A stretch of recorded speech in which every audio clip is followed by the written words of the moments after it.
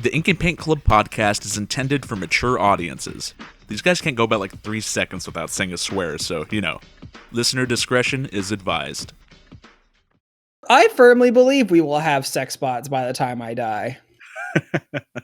Yeah, but don't make them look like people. That's boring. I could have sex with a person if I really tried. They're customizable.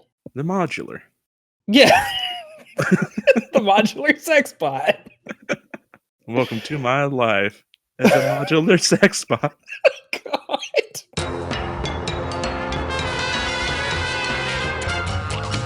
You're listening to the Ink and Paint Club podcast, your weekly home for animation reviews and discussions. Hello, everybody! Welcome to another episode of the Ink and Paint Club podcast. My name is JD. I'll be your host, but also joining me in hosting responsibilities here is Matt. Get ready to brawl! Oh, give me a minute. Damn. Kyle. I'm so excited. I'm sorry. I know. Kyle couldn't be here, unfortunately, because he got pulled into work. This damn coronavirus, man. We tried. We really tried. We did, man. It's been a thing. My heart goes out to you, boo. Yeah, we're here for you, man. We wait your return. So if you're a regular listener of us, you may remember last year around this time we did a thing called Fight Month, where we kind of in honor of I think it was Mortal Kombat 11. We did an entire month talking about cartoons and animes based on fighting games, and we had so much fun doing it last year that we're like, screw it, let's do it again. Round two. So everybody get ready for another round of Fight Month. Fight Month. Get ready to brawl. Round 1. Fight. I've been waiting for this day. Get over here! Hadouken!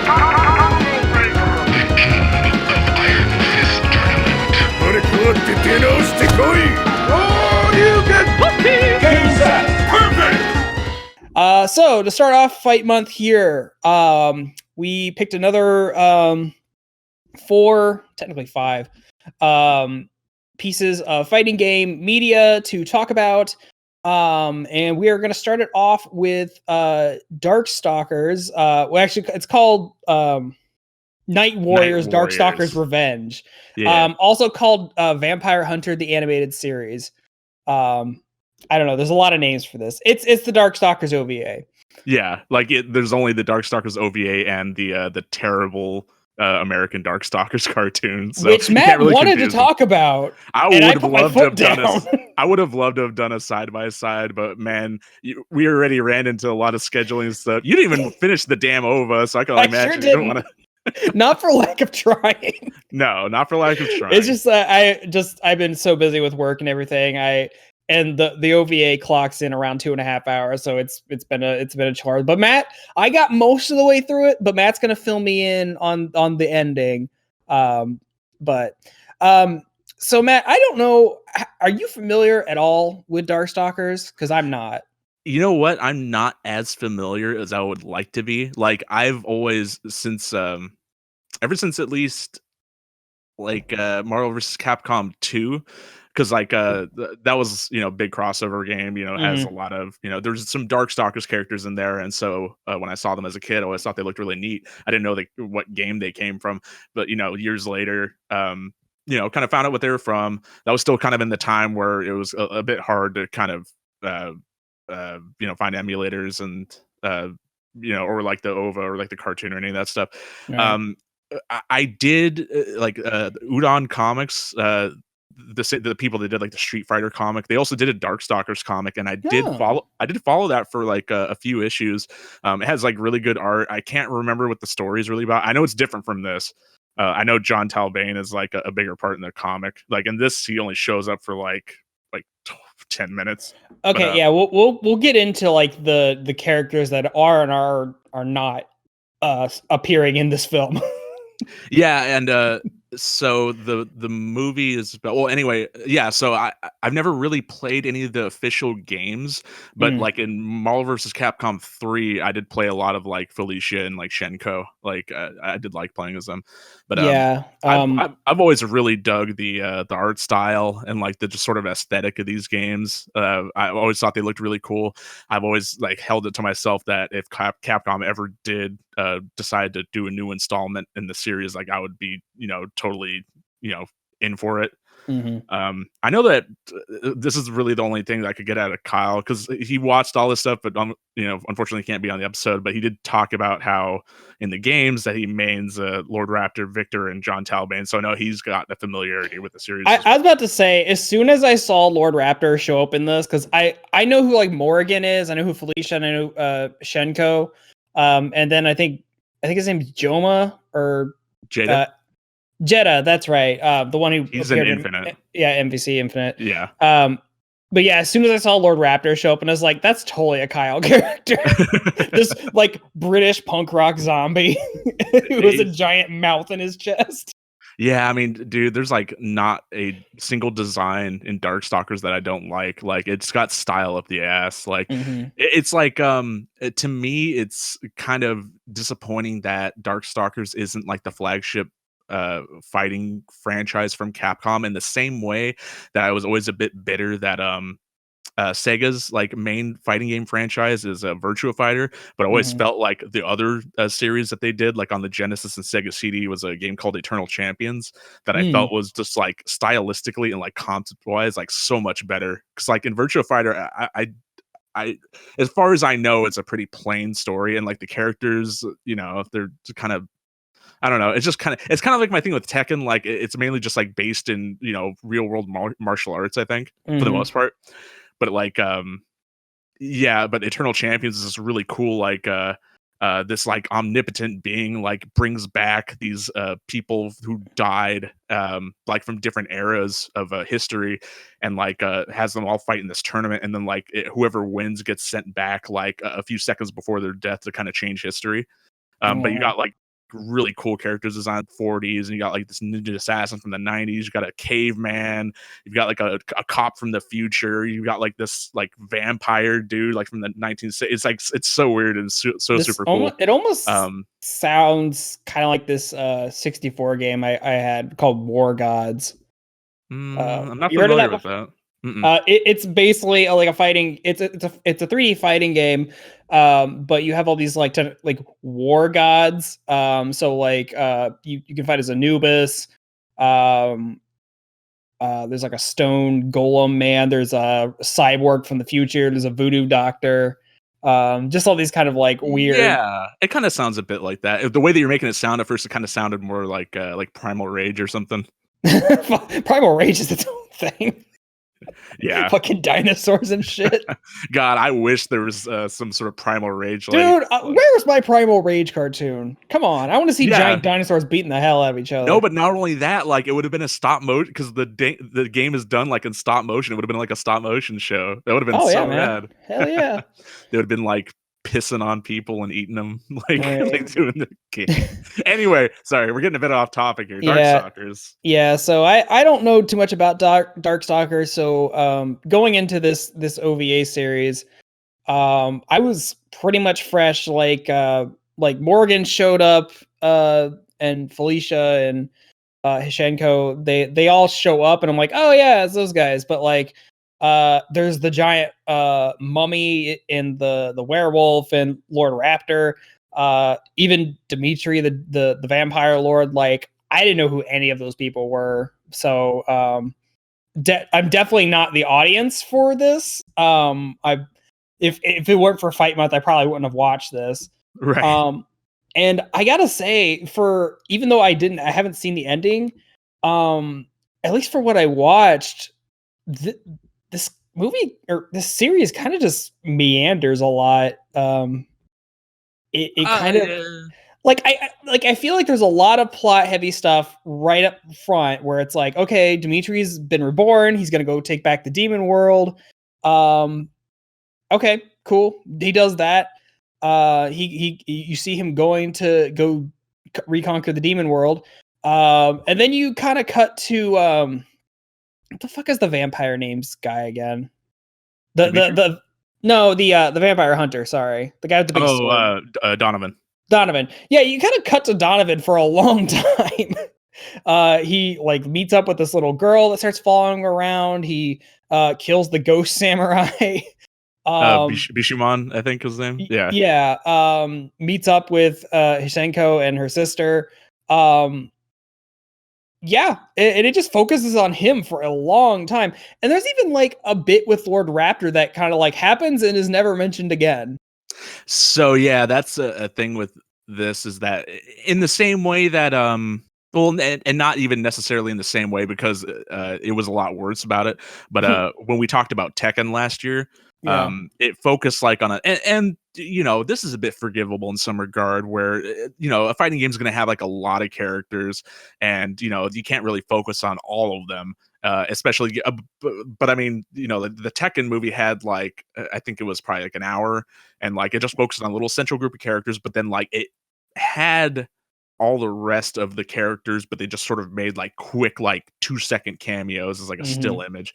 In this, like pretty much, because yeah, we should definitely the plot of this is based around the first Darkstalkers game. So I know like a lot of popular characters like came later, like in the third game, like BB Hood and Queen Bee and some of the other ones. They're not in this. And Jeddah's not in this. I think he was in 3. Yeah, so I think Jeddah's for that one. So yeah, as far as I know, I think they pretty much include every single playable character from the first game in this.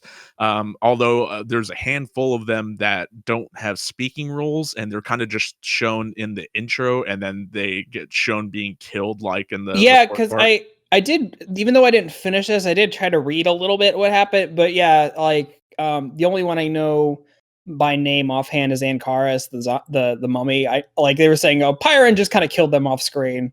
Yeah. In a death montage. Well, yeah, no, it didn't happen off screen. They actually did just show it happening, which to their credit. Yeah, so Anarchus or Anakaris, I'm not sure how to pronounce it. Sasquatch, Victor, and Rikuo, the fishman, who's curiously attractive for a fishman. Yeah, I saw him. Which is a thing from the cartoon. I saw him in the intro, and was like, when's the fish man gonna show up? But I think one of the things that really threw me off, and correct me if I'm getting my information wrong here. So I'm fine with like, oh, it's these, you know, horde of monsters fighting the humans, and they have their own demon world, which I kind of got confused. And like when they're in the demon world and when they're in the human world, that's a whole other thing. And then there's Pyron, who, to my understanding, is an alien. Yeah, so he's a big fire demon alien with horns. As far as I can tell, I think Pyron's presence led to the creation of the Darkstalkers. I think him fucking around with like the Earth, like taking away the sun and stuff, which I think it was his doing. I'm not, because I originally thought it was Dimitri that did it. Or maybe it was him that did it. I don't know. See, this is why we don't try to put stories into fighting games. Just make a bunch of colorful characters, make them hit each other. Well, no, I mean, the thing is, it was a lot harder to do back then, I guess, because like it's only become a more recent thing to see like big extravagant movie like story modes in fighting games, like in the last like decade. But other than that, it was Mortal Kombat 9 through 11 story modes. Pretty much. But then, like, you know, even like I know the new Soul Calibur had a story mode, like not like a big cinematic one as far as I know, but right, but it had something. Yeah, and then yeah, I mean that is something. Marvel Infinite had one. That was the other one I was trying to think of. Yeah, but I heard that was not so good. Yeah, I just watched the videos of it, and I was like, you know, for a bunch of Marvel and Capcom characters running around, it was fine. But yeah, that is kind of one of the things I constantly have to remind myself watching these things is like, yeah, they're trying to pull story out of fighting games from like the mid 90s at the time. So it's like there wasn't a lot of plot there to begin with. And usually the plot that's in older fighting games is specific to a character. Like there's always like, even if there wasn't like the big story mode, there was always like arcade endings, and like kind of like they would have like little bio cards that would show like, character Right. motivation Yeah. and So stuff. they're gleaning all of the information to make this movie OVA thing from all that really limited information. So a lot of it just kind of has to be, pieced together. Yeah, because like that's definitely a thing in here where it's more like there's not much of a story. It's more about like the spectacle of like the character design and the animation, like the fight scenes and stuff. And I mean, Which, to its credit, like it's really good in this. yeah, I Like, mean, it's I looked it up. Madhouse is the one who animated this, which is like a very well known yeah, like they did, extravagant animation company in Japan. Tokyo Godfathers, Perfect Blue, Summer Wars, Card Captors, Trigun, Yeah, so- Death Note, Paprika, One Punch Man. Like they got a really good. Yeah, so I mean, when there's like big scale fights going on, it's great, and I'm like, I'm into it. Like watching Donovan and the Ghost Samurai like hash it out. I mean, that was a great fight, and I loved it. And I loved like watching Dimitri and Morrigan like fight off the hordes of the robots. the horde of robots. There's just there's like robot sentries, I guess. They're called Weitzel. That's their name. They're like weird little. I know they're based on an actual kind of like doll, but there's a Digimon that looks like that. Oh, really? Yeah, it's Armadillomon and Patamon. They like fuse together into like this big like Japanese doll with those eyes that are like the little squinty eyes. Speaking of Digimon, if you guys didn't notice, there's a new podcast on the network here. Yeah, I'll be making a video about that. But yeah, so there's just robots and aliens and vampires. It's just like every monster you could think of is in here, and you're just like, all right, cool, whatever. Even a couple that you didn't know about. Like I never knew what a Chinese hopping vampire was before Shenko, and then like I started noticing him like a lot more like in media. Yeah, and that is kind of funny. They have like a more traditional like European vampire in Dimitri, but they also have like a Chinese vampire. With and then Shenko. They have a vampire, which is Donovan, which is like a half vampire, half human, I guess. Right. So they're kind of covering their bases here. Then there's like Morrigan, who's a succubus, who's not a vampire. You got like a werewolf. You got the Fishman. You got a Sasquatch, zombies. Yes, is a monster. And mummies, and we're just missing Frankenstein, and we got the Universal monsters up in here. Well, now Victor's in there. I don't know who Victor is. Oh, well, he's the dude with the bolts in his neck that looks like Frankenstein. All right, well, fuck me. I guess we're gonna get at the Universal in here. Universal greenlighted Darkstalkers movie. Well, their Dark Universe already failed one movie. Exactly. Let's reboot it with this. Hey, I'm down. You got the characters all ready for you. Yeah, totally. So yeah, it's so. Please tell me what happens towards the end, because I got up to the point where Donovan is like not dead anymore after his fight with the ghost samurai, and then Pyron just kind of comes from the sky and starts shooting fireballs at the humans, and that's about where I stopped. So. Right. So I did double check my notes to see where you would have left off on, and that's basically half. You missed the last half of the series or the OVA. Mm-hmm. So basically, what happens is you kind of see a bit more of the rivalry between Dimitri and Morrigan's clans, I guess, because they're like warring families, or like I guess their ancestors fought or something, and that's the reason why they're kind of enemies, I guess, at the beginning there, even though they totally fuck off screen and make up. Oh yeah, sure. They kind of explain like what the Weitzel are, like the robots. I guess they existed separate from Pyron, and I think Pyron just sort of manipulates and uses them. Basically, the Weitzel are. I just wrote down one quote that kind of explains it. It says, "When a civilization reaches the apex of its growth, the Weitzel appear." And in a lot of the last like two parts, the robots are basically saying like, essentially, when humanity finds out about what war is, they just come and fuck everyone up and reset civilization. Oh, I mean, because they're trying to maintain. Or I'm not sure if this is like a weird like face turn that they do in results to stuff happening in the movie. I couldn't quite tell what they're the reason why they turned, or if that was always their motivation. But yeah, at some point they're like they turn on Pyron and they start trying to fight him, and I think they're like, we're gonna reset civilization, but we're gonna start with him first or something like that. It's super weird. And it's All cool. right. Like they have there's a bit in there where Pyron's just kind of fighting like everyone. Like he fights Shenko and Mei Ling, and then he fights and kills Donovan, and then he fights like the Weasel and he kills like a bunch of them. But then like a bunch more show up and they make like a giant Weasel, and then like Pyron like becomes giant too, and then like the robot flies him into space, and then like he explodes the robot, and you missed some good stuff. No, I honestly think you explaining this is more entertaining. Because it's like I can just like kind of use my imagination for this crazy bullshit.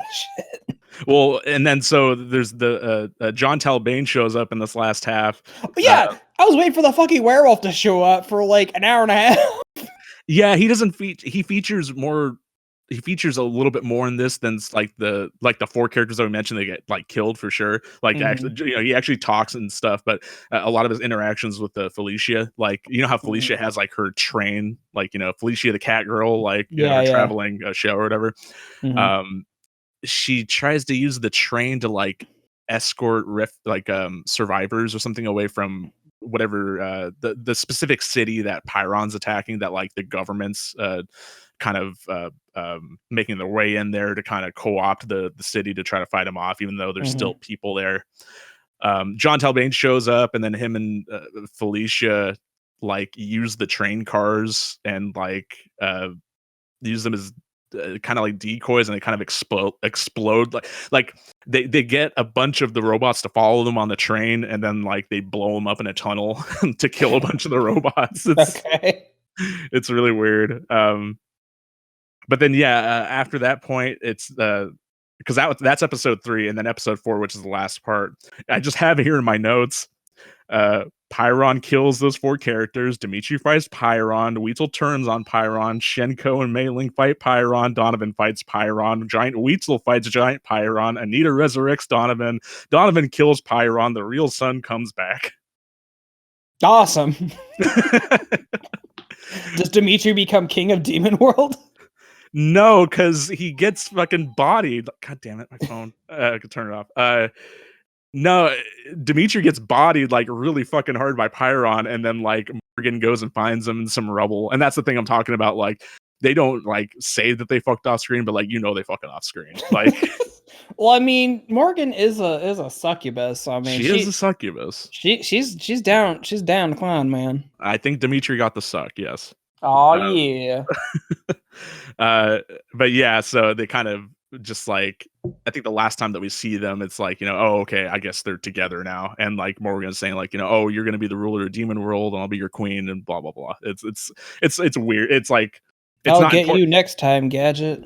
Kind of. But because the thing is, most of this OVA is based around Donovan, who's having like this. This is where most of the story comes in. And I was about to say, most of what I watched involved Donovan. Yeah, and a lot of that kind of comes up in part 4 for the most part. It just kind of shows like not really his backstory, but it kind of shows like the turn that he made when he decided that he was going to try to rid himself of his tainted blood. Like there's a scene in there where like he's like in a meditative pose on like a bunch of like spears on the ground, and he's just sort of like like slamming his hands on spears, and like and like these like this sort of this monk and like 2 Darkstalker kids show up, and like he kind of scares them off, and then the monk like gives him like the giant beads that he wears.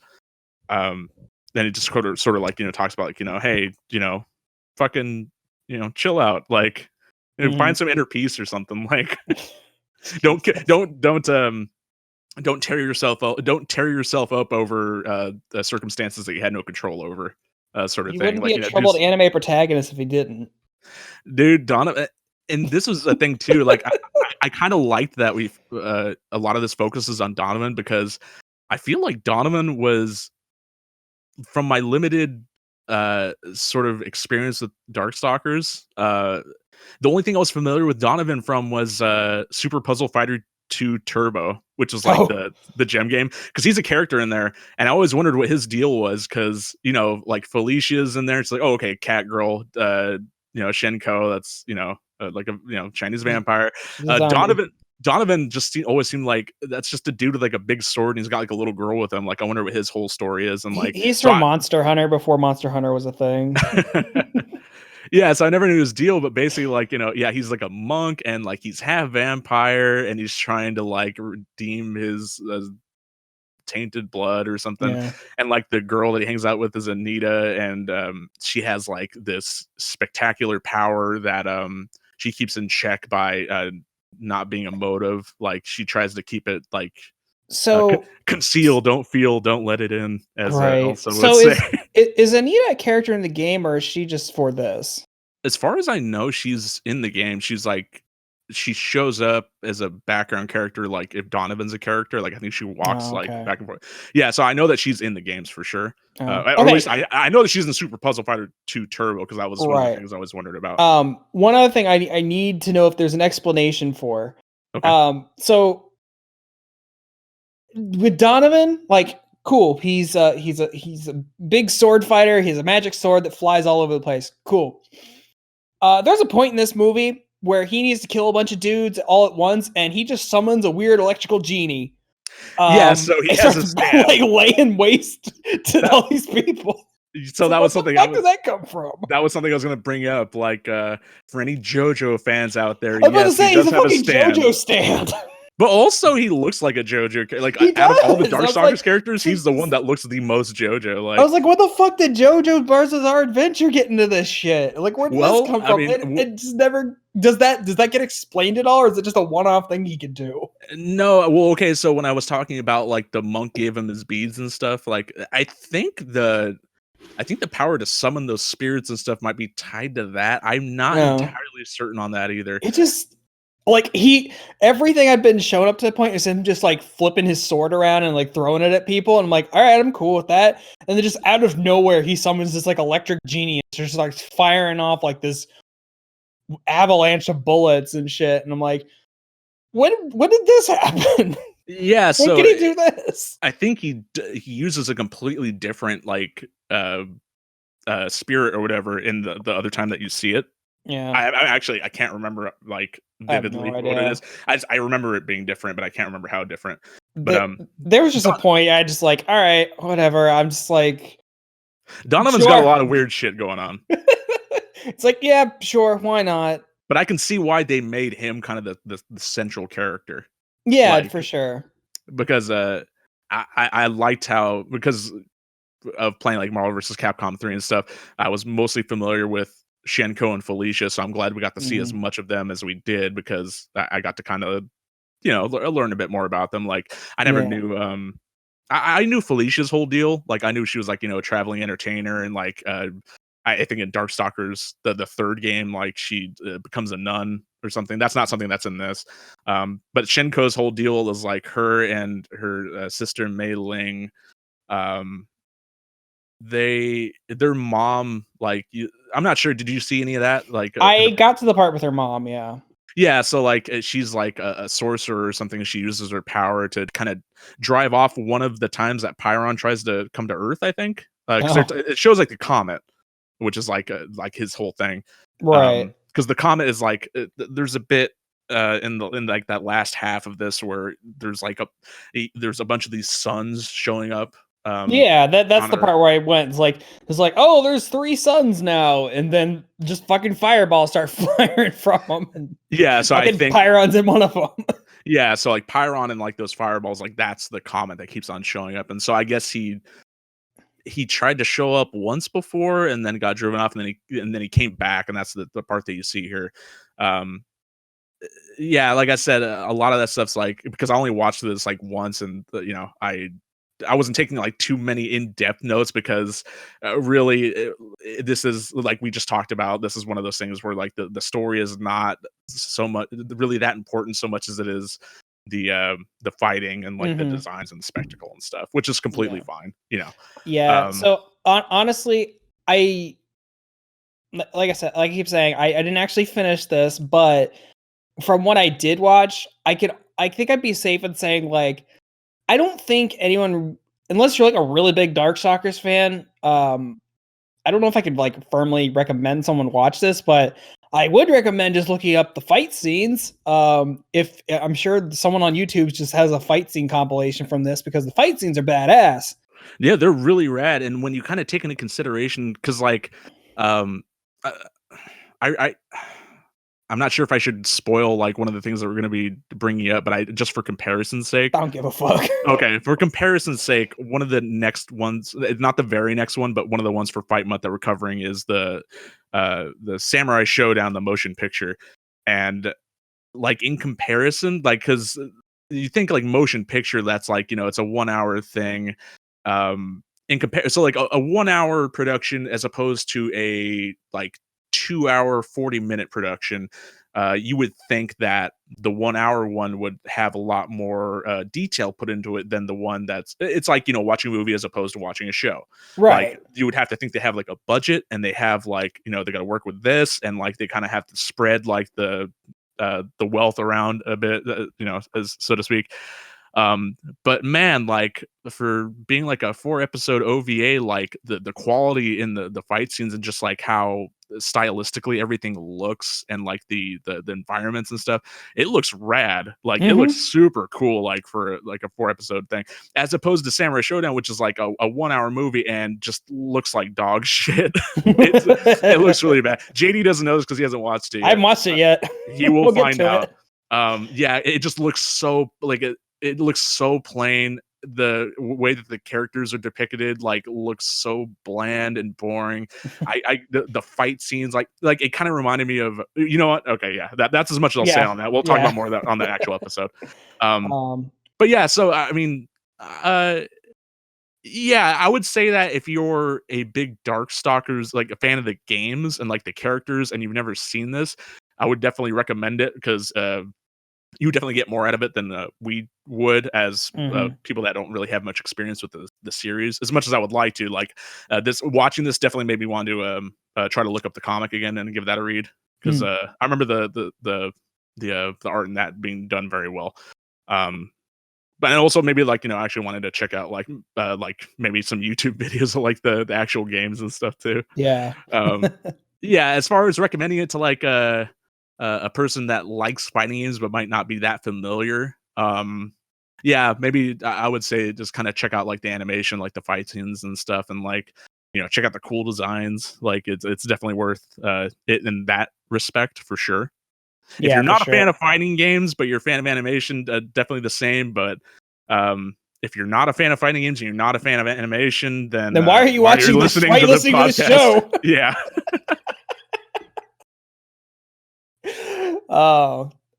Yeah, I think that's well put. The one thing that I really liked about this was because I know that you said that the version you were watching was edited together like a movie, so you never got to see the end credits at all?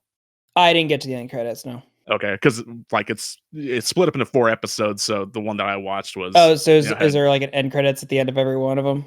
There is, and so it's really cool. There's a song called Trouble Man that's really awesome that plays, and I think they use that for the intro for one of the home releases for one of the Darkstalkers games.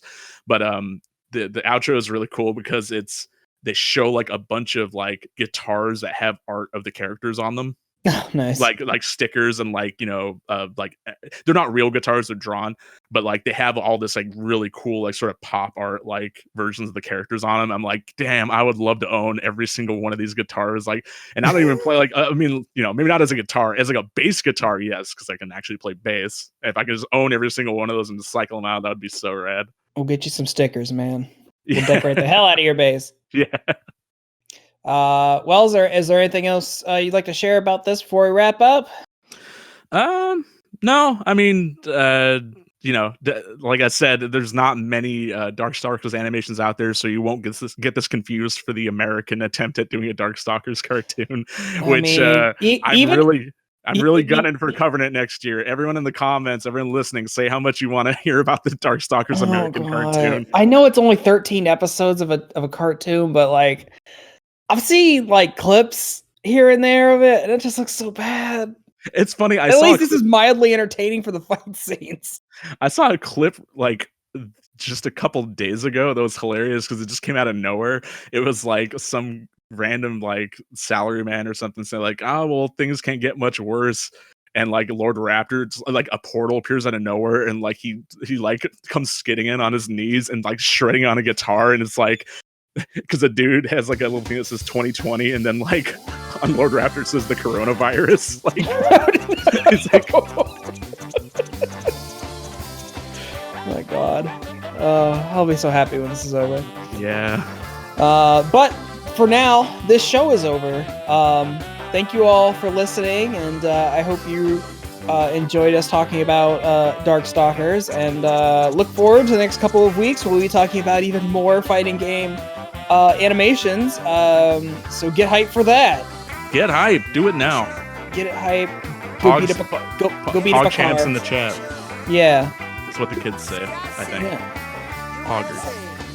Sure. All right, everybody. We'll catch you next week. See you next week.